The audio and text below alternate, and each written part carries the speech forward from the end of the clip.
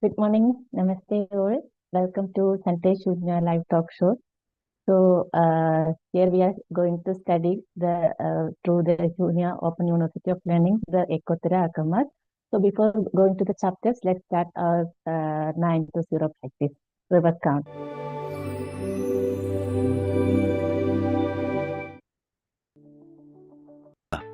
Remember, one breath in and one breath out is one count. While reverse counting, gently focus on your natural breath. Do not force your breath. At the sound of the bell, begin your practice. Start.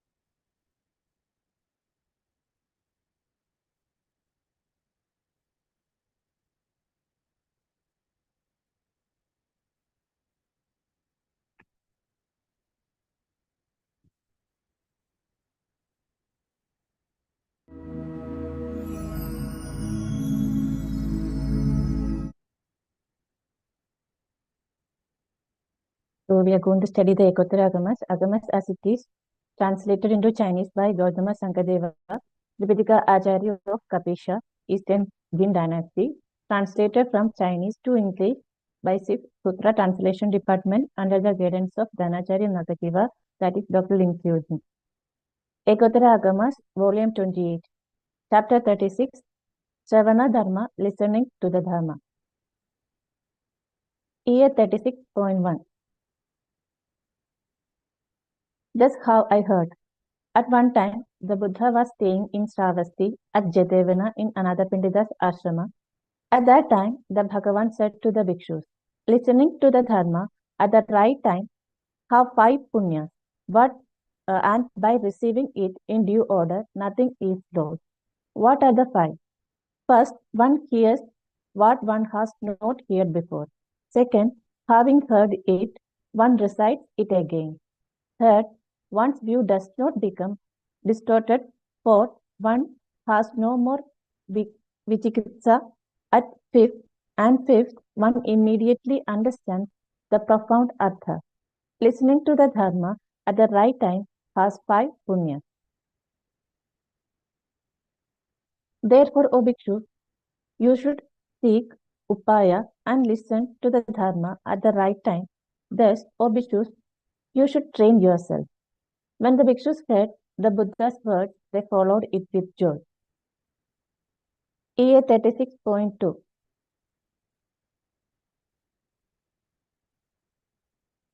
That's how I heard.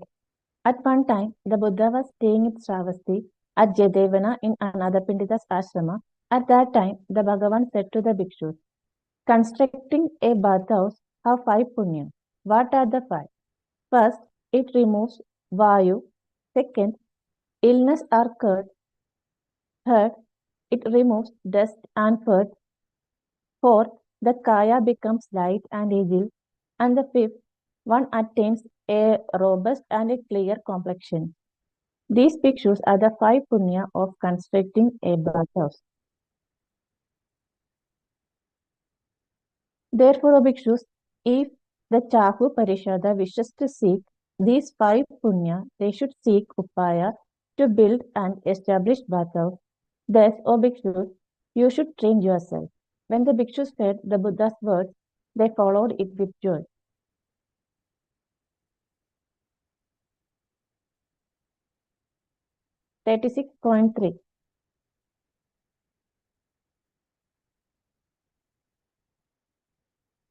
Next. That's how I heard. At one time, the Buddha was staying in Sravasti at Jadevana in Anathapindida Ashrama. At that time, the Bhagavan said to the bhikshus, giving others a danda pavana has 5 punya. What are the 5? First, it removes vayu. Second, it removes excess saliva and phlegm. Third, it helps the food in the garbha to digest. Fourth, there is no bad breath in the mouth. And fifth, the eyes attain clarity. These bhikshus are the five punya of giving others a danda pavana. If a kulaputra or kuladuhitri of noble seeks these five punya, they should remember to offer danda pavana as a gift. Thus, bhikshus, you should train yourself. When the bhikshus heard the Buddha's words, they followed it with joy. 36.4.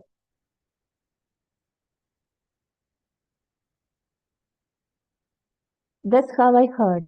At one time, the Buddha was staying in Sravasti at Jadevana in another Pindida's ashrama.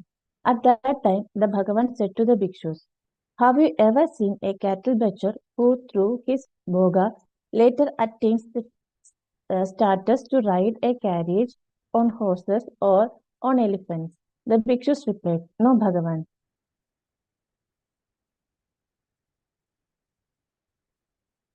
The Bhagavan said, excellent bhikshus, I too have never seen or heard a cattle butcher who, after slaughtering cattle, attains the status to ride in carriages, horses, or elephants. Why is this so? Because I have never seen it. Such a principle simply does not exist. What do you think, bhikshus? Have you ever seen those who slaughtering sheep, kill pigs, or hunt deer, having committed such akushala karma, attain bhoga, and later ride in carriages, on horses, or on elephants? The bhikshus replied, no, Bhagavan. The Bhagavan said, excellent bhikshus, I too have never seen or heard of one who slaughters sattvas and then attains the status to ride in carriage, horses, or elephants. There is no such principle. Bhikshus, if you see a cattle butcher riding in a carriage or horseback, this is due to their purva punya and not the blessing of this life. It is entirely caused by their purva janma karma. If you see a sheep butcher riding in a carriage, knows that this is what they planted as purva punya in the past life.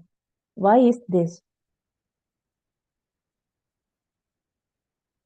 Because their himsa chitta has not been removed. Why? If someone associates with evil people and delights in killing, they plant the seeds of naraka. If they are born among Manushya, their lifespan is extremely short.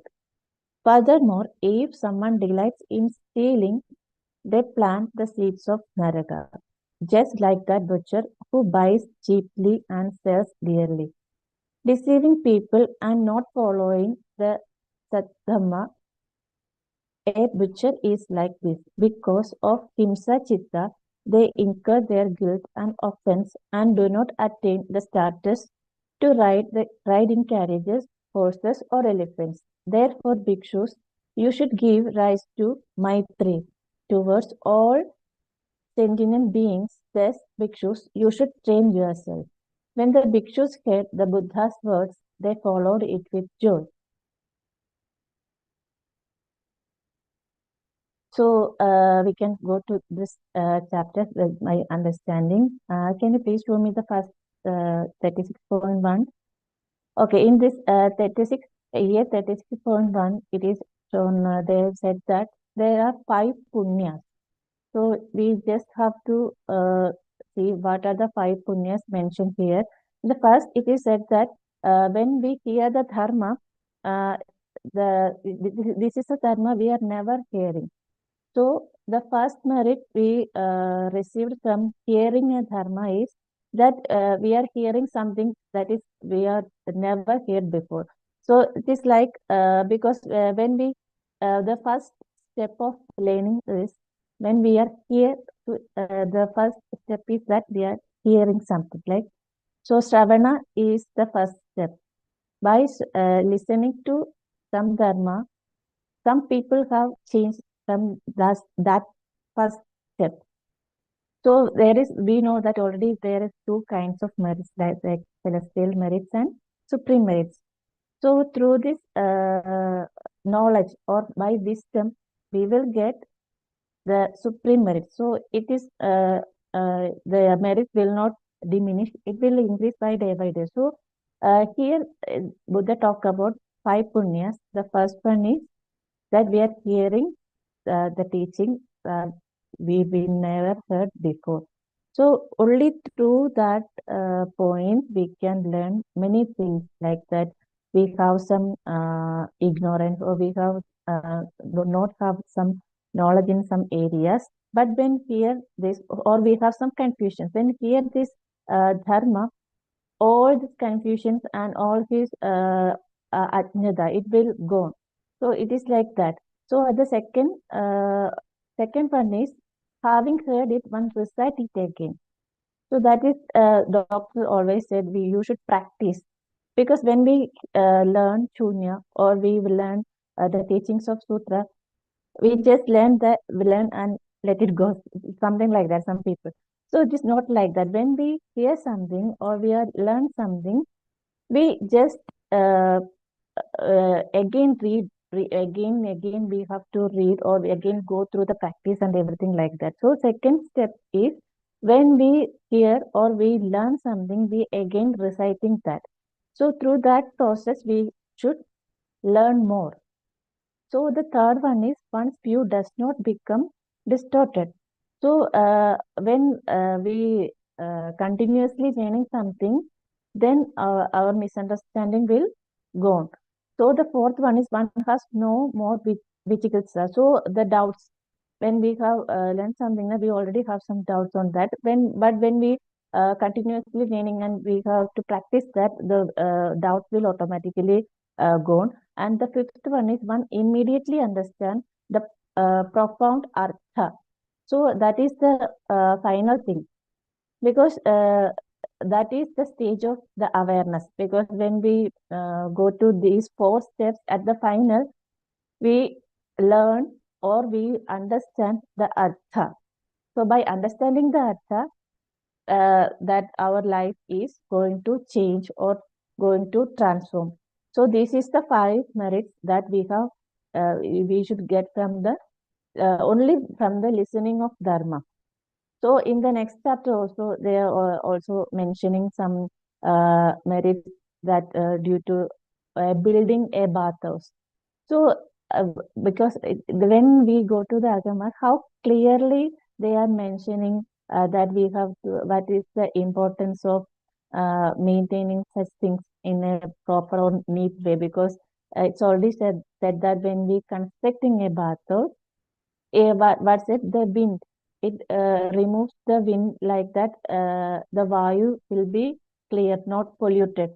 So in that way, in the small things, it is clearly mentioned that when we use the bathroom, it will clear the Vayu, and second, it reduce the spreading the illness.